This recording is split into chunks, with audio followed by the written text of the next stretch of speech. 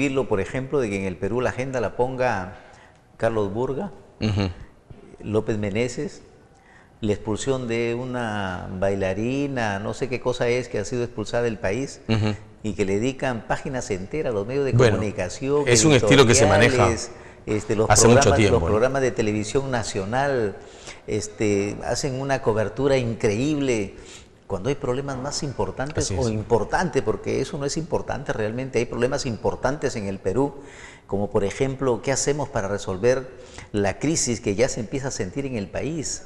¿Cómo hacemos para resolver el problema de la crisis de la industria nacional que se viene agudizando de hace varios años? De la industria textil fundamentalmente, que es la que genera la mayor cantidad de puestos de trabajo, porque no hay que olvidar que en el Perú el 60% de la mano de obra se da en la micro y pequeña empresa, y es justamente la industria textil. Y sobre eso no se habla absolutamente nada, sobre el tema de la reforma del Poder Judicial, Ministerio Público, el tema de las reformas estructurales que deben ayudar a sacar a nuestro país adelante y hacer un cambio realmente de 180 grados. ¿No? El tema de la educación, el tema de la salud, ¿por qué no lo ponemos en la agenda? Por ejemplo, el tema de que se quieren concesionar las instituciones educativas al sector privado. ¿Por qué no discuten el tema de la salud, que también ya se empezó además a concesionar? En fin, proyectos, hay varios, ¿no? Varios muchísimas cosas que discutir, y sin embargo tenemos un Congreso de la República que uno prende la televisión y lo único que escucha es que el señor López Meneses dijo esto, dijo lo otro, que no viene, que si viene, ¿qué es eso? Que Carlos Burga desafía al Congreso, ahora le responde al presidente de la República y se enfrasca en un dime y diretes con el señor Abugataz, con Mauricio Muñoz. ¿Qué es eso? ¿Qué política es eso en el país? ¿Qué hacen estos señores congresistas de nuestra patria ganando tantos recursos del erario nacional para discutir cosas, tonterías, torpezas realmente? Bueno, un tema que indudablemente sirve un poco para arrancar este programa es este abuso policial, ¿no? Contra una persona que indudablemente defendía con uñas y dientes lo que obviamente le ha costado mucho trabajo. Es decir, tener pues un hogar, ¿no? Tener una casa donde obviamente dejar a sus hijos. Y obviamente la situación en el Poder Judicial no es clara, no es transparente, y eso permite obviamente que la policía, probablemente con un interés, digamos, muy particular, ¿no?, tenga que exhibir tanta violencia, ¿no?, tanto atropello, todo en una sola escena. Aquí hay varias lecturas que realizar y varios análisis que profundizar, mi estimado Tino. Una de ellas es cómo es posible que una familia pierda su hogar, me refiero a su vivienda, simplemente por no haber pagado un préstamo de una motosierra. Y aquí hay un tema que no les gusta tocar a muchos medios de comunicación nacional, fundamentalmente esos que ponen la agenda también de lo que se debe conocer y desconocer en el país. Lo que se debe hablar y quién se debe callar, empezando, ¿no?, por el comercio y sus medios que ellos controlan, es el tema de la usura del sistema financiero y bancario en el Perú. Los peruanos conocemos muy bien cómo es esa usura, cómo es que si usted se atrasa una letra le cobran intereses sobre intereses, moratorias, gastos administrativos, gastos legales, y al final de lo que usted prestó un sol resulta debiendo 10.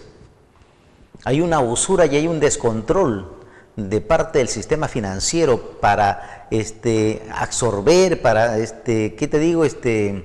Exprimir al usuario, al que hace un préstamo hasta la última gota de su sudor.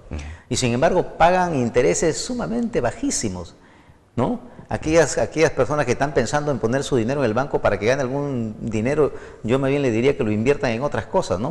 Porque el sistema financiero no paga casi absolutamente nada de intereses, pero sin embargo son... Al contrario, cobra, ¿no?, por mantenimiento de tarjeta y una serie de cosas. Son muy usureros.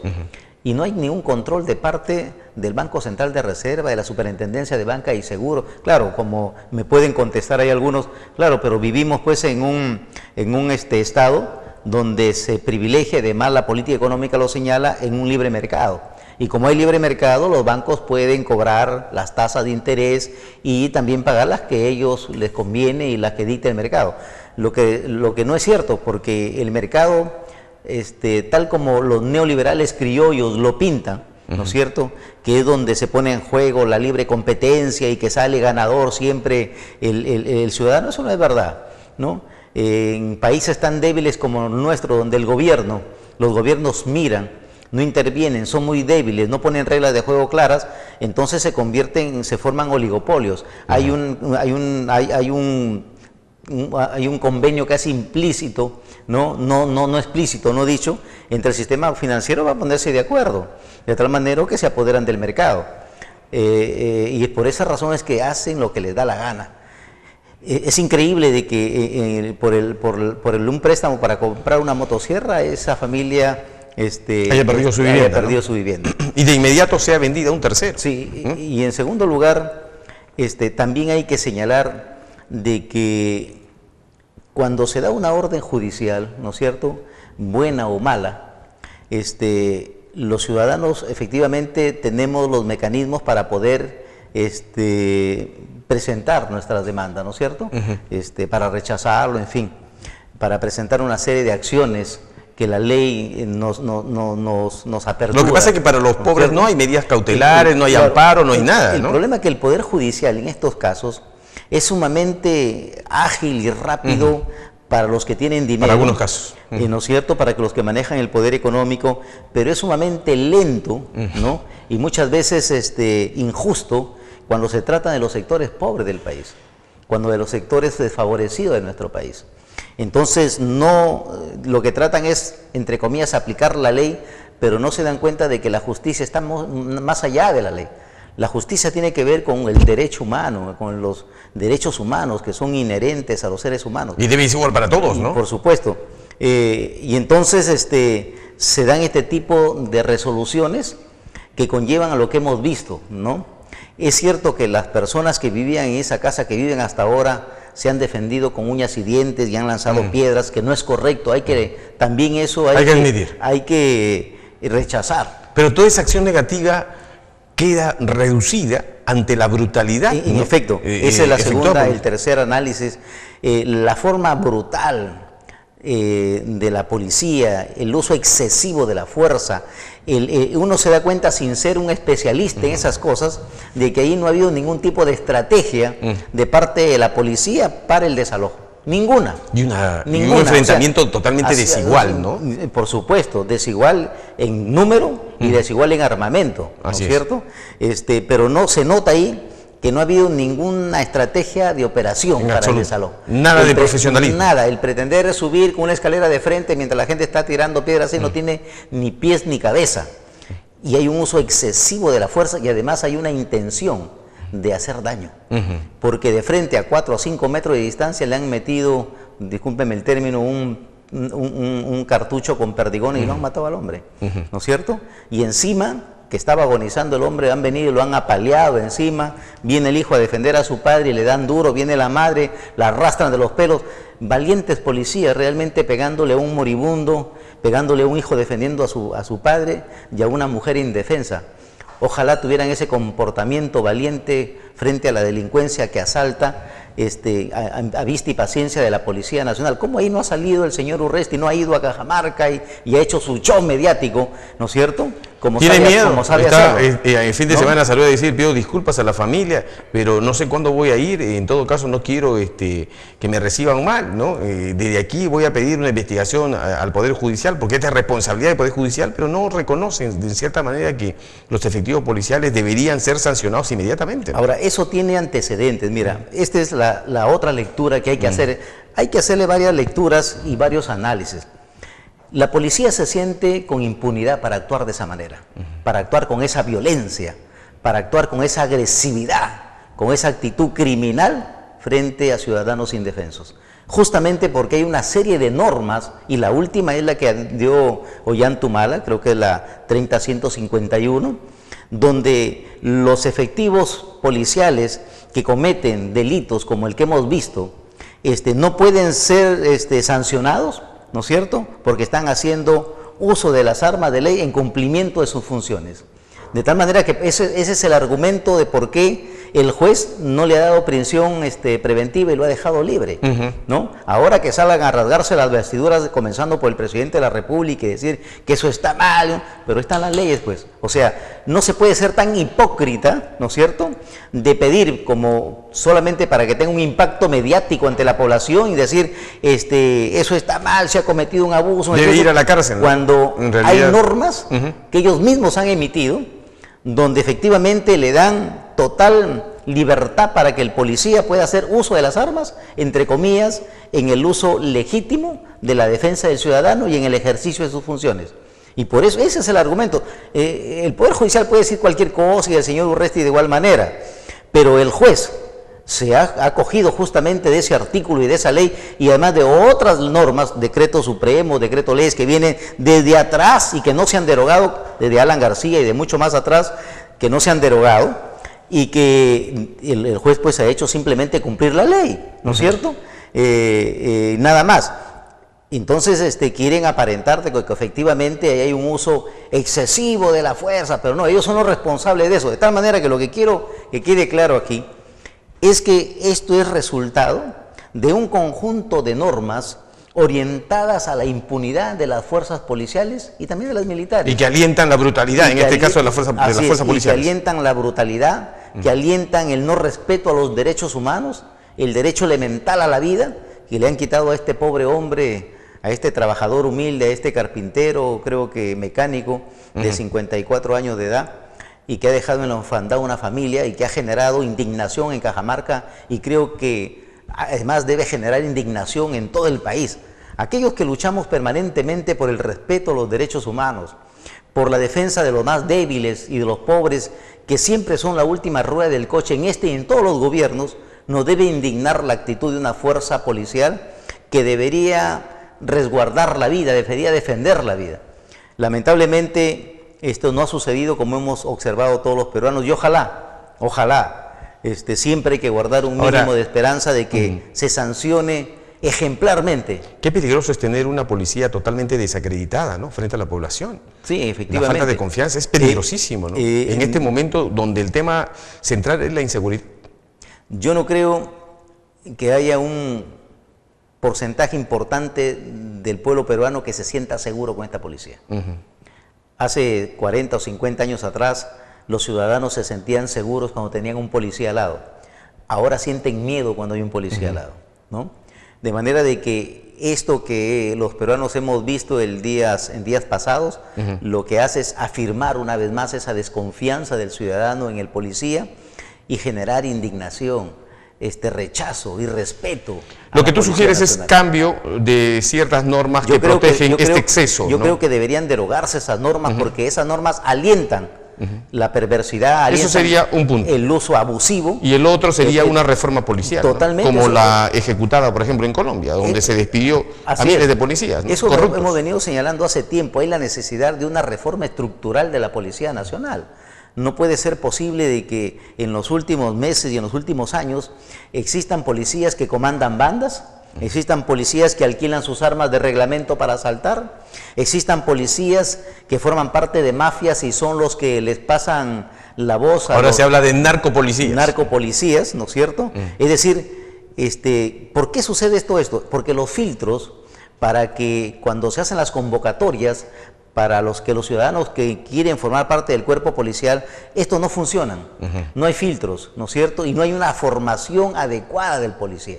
Y si a esto le sumamos de que vivimos en un estado donde predomina la prepotencia y el autoritarismo, entonces el policía cree en representar ese autoritarismo del gobierno central, y por eso tienen ese tipo de comportamientos. Y si a eso le sumas que existen normas que lo amparan, entonces hace lo que le da la gana. Sabe que no va a tener sanción. Sabe que no va a tener sanción.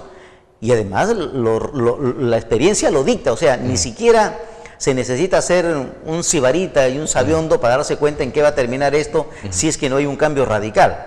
Los hechos en Cajamarca, con las muertes, torturas, heridos de estos 2 o 3 últimos años de lucha en Cajamarca, demuestran que ninguno de los responsables de estas muertes y de estos heridos ha sido sancionado. Muy bien.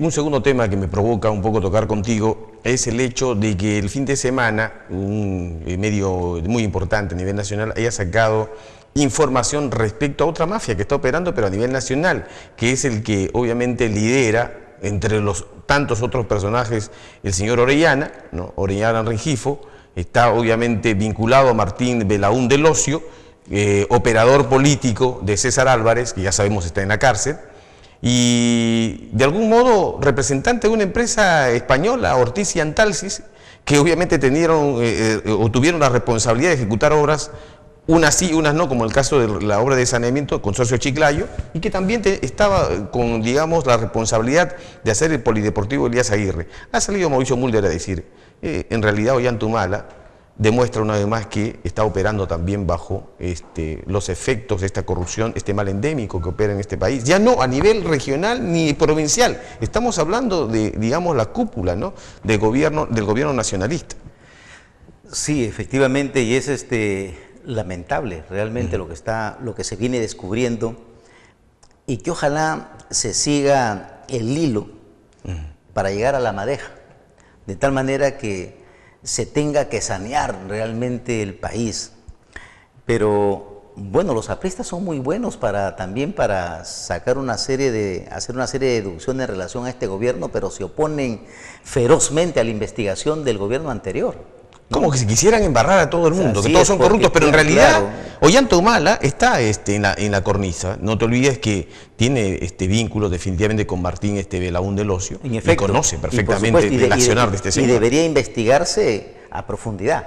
No debería haber ningún tipo de encubrimiento. El señor Abogataz hace muy mal realmente en querer por todos los medios de desvincularse y decir en ningún momento hemos tenido un contacto con el señor Belaúnde Locio ni nada. No, yo creo que al contrario, deberían decir efectivamente si hemos tenido un contacto, ha sido parte importante del equipo de campaña, pero eso de ninguna manera compromete a nuestro gobierno. Lo que hay que hacer es investigar. Si yo soy inocente, lo primero que debo hacer, cuando me están involucrando en un tema ilegal, es simplemente dejar las puertas abiertas para que se me investigue y me pongo a disposición y que mis cuentas bancarias y todo mi registro telefónico sea investigado, porque está de por medio mi honorabilidad, ¿no es cierto?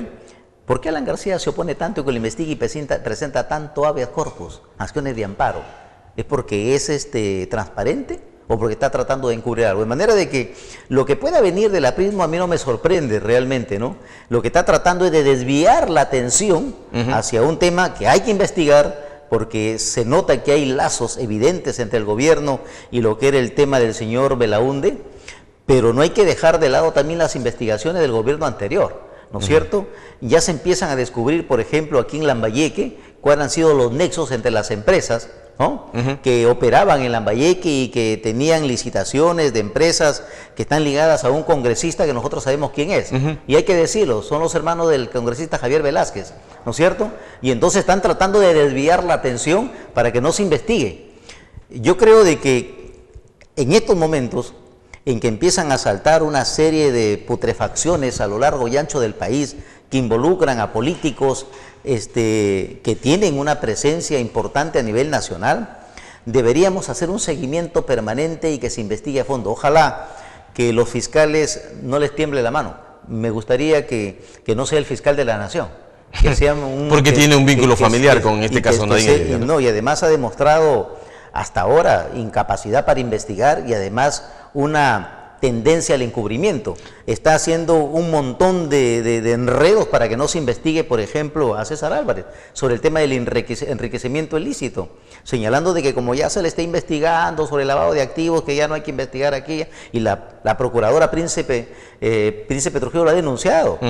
Y mi hipótesis es de que ¿por qué hay un obstruccionismo de parte del fiscal de la Nación? Porque él ha sido parte de esa mafia, pues. Porque él impedía que los fiscales que tenían y que venían haciéndole un seguimiento a César Álvarez, cuando todavía era el todopoderoso, él inmediatamente lo retiraba, incluso lo sancionaba, cuando él era el responsable de control interno, ¿no es cierto?, de la Fiscalía de la Nación. De manera que yo tengo la impresión de que él está involucrado en todo este tema y por eso es que pone una serie de barreras y de trabas. Ojalá que sean otros equipos de fiscales los responsables de llevar adelante todas Ahora, las qué investigaciones. tragedia la nuestra, ¿no? Desde los años 90, en este momento no tenemos en el Parlamento por lo menos un grupo que tenga la dignidad y la capacidad moral para reclamarle al otro: no seas corrupto, ¿no? Porque están los fujimoristas, que son los, digamos, el germen de la corrupción de los 90. Son los dueños de la patente. Tenemos a Toledo, una facción de Toledo, ¿no? Un sector de congresistas de derecha que están ligados a actos dolosos, ¿no? En su gran mayoría. Alejandro Toledo demostró con el caso de Coteva también estar envuelto en actos de corrupción. Los dos gobiernos de Alan García han sido una muestra, ¿no? Del cambio de vida de cientos de apristas, no de todos los apristas, de un gran sector de apristas que cambiaron de la noche a la mañana, de andar prácticamente a pie, ahora a tener automóviles, casas y grandes negocios.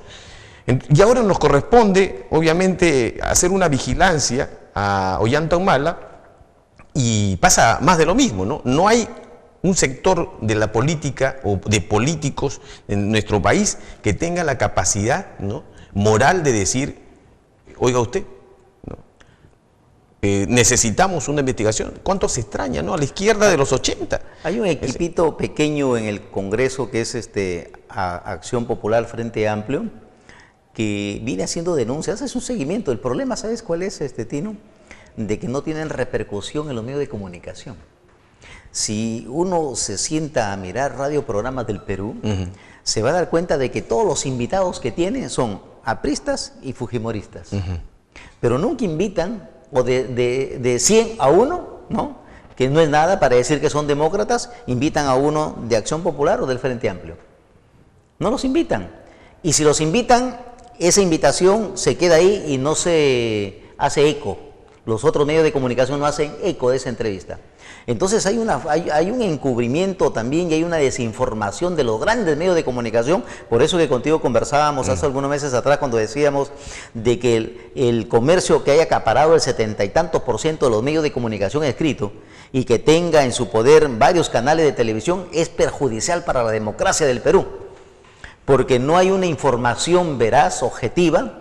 No se informa de lo que sucede en el país a la población, al contrario, se distorsiona la información o se coloca una información que no es relevante para el pueblo peruano. Entonces, cuando hay este tipo de denuncias, que son importantes, que surgen de sectores que cumplen una función de fiscalización en el Congreso, no tienen cómo hacer que esta información sea mayor, claro, tenga que se mayor conozca difusión, a nivel de toda la población, se debata. Entonces, el que coloca la agenda de lo que tiene que debatirse es don Óscar López Meneses, ¿no? Pero falta una izquierda combativa, sí, como yo existe en estoy otros países. Totalmente de acuerdo. Lo decíamos Es momento también, que se reorganicen, ¿no? Sí, sí, ya basta, ¿no?, totalmente de acuerdo de ser contigo. consecuentes y de apoyar outsiders como Ollanta Humala, y que son realmente toda una decepción para el país, ¿no? Es un tema que venimos discutiendo, de que no podemos seguir en lo mismo, no podemos seguir detrás de un outsider que aparece por ahí, un iluminado, un antisistema, que aparece por aparentemente allá. un antisistema, Sí, ¿no? y que es un antisistema mientras no llegue al gobierno. Pero una vez que llega al gobierno se lanza a los brazos cual mujeres. Es muy ingenua la izquierda de ahora, es muy ingenua. No, yo no creo que sea porque ingenua. como Ollanta ha podido con ese, digamos, discurso, yo no creo que sea ingenua, encandilarlos, ¿no? Yo no creo que sea ingenua a la izquierda. Lo que pasa es que ha sido incapaz de formar liderazgos fuertes y no ha mirado al interior del país. La izquierda aún todavía sigue mirando Lima.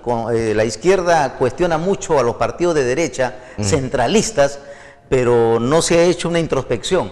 No ha mirado de que ella también es centralista y ha dejado de lado a los líderes regionales, a los cuadros importantes, potentes que hay en el interior del país, y entonces es una izquierda que se ha anquilosado, una izquierda que no se ha renovado en sus cuadros. Y que se ha dividido, y en ¿no?, sus voceros. Y sí, también hasta ahora no hemos podido resolver el problema de la división.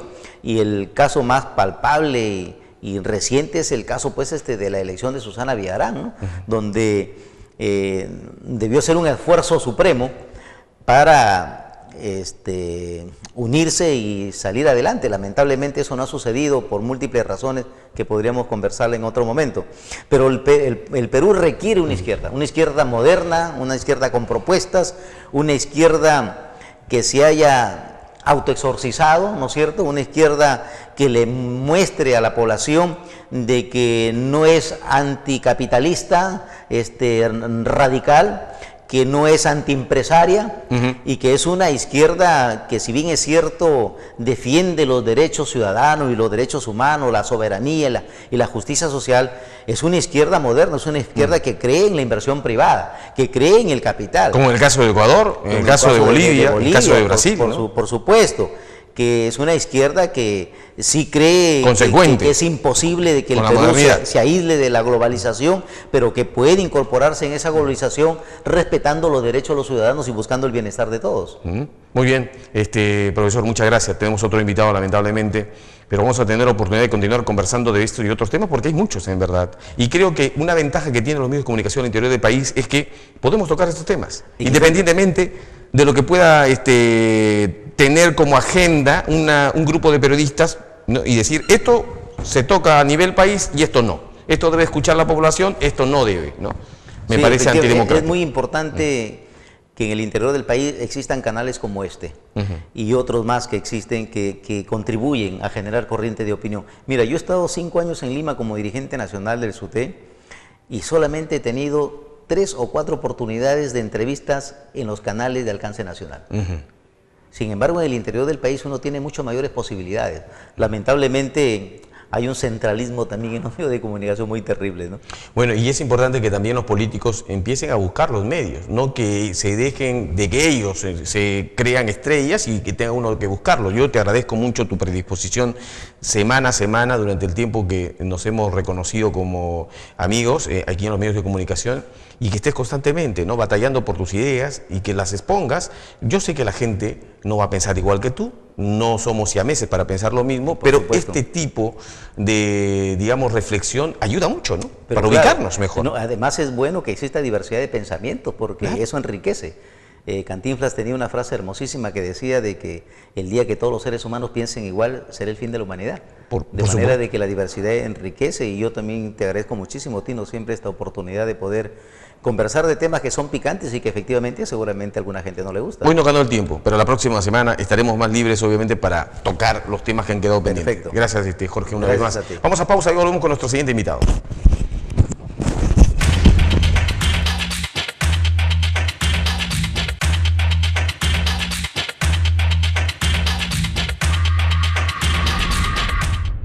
Hola, buenos días. Buenos días, ¿en qué puedo ayudarla? Sí, ¿qué tal? ¿Es verdad que puedo cambiar mi teléfono fijo a Claro manteniendo mi número toda la vida? Por supuesto que sí, señora. ¿De verdad puedo? Claro, sin ningún problema. ¿Sí? ¿En serio? Sí, con el número de siempre. ¿En serio? Vas a explotar de alegría. Cambia el teléfono de tu casa o empresa sin perder tu número. Cámbiate a Claro. Llama al 0800 00200. Con tu nacimiento demostró